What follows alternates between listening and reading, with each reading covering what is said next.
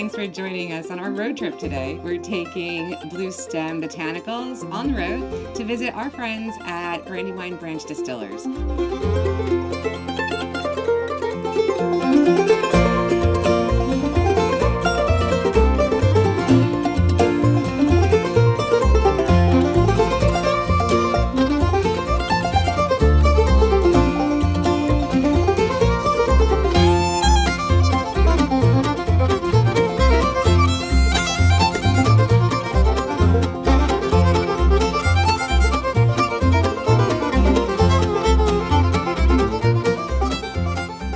So join me today as we make our Ripple Spritz.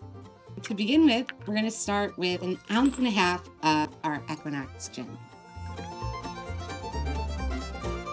It's going to go right into my cocktail shaker.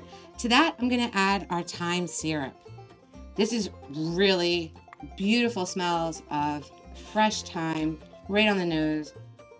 A little bit sweet because it is a syrup. I'm going to use 3/4 ounce in this one.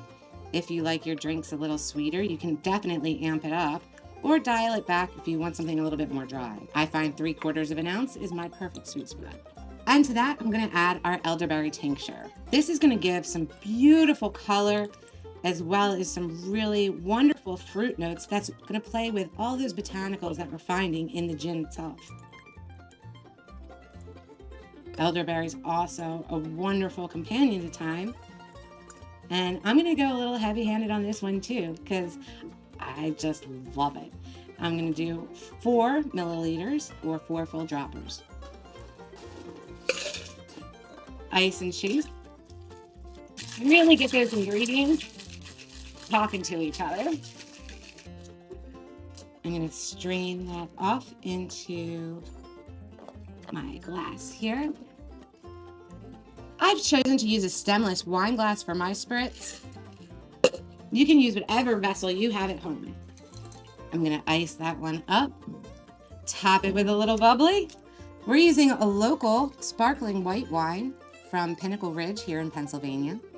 2 ounces about of that.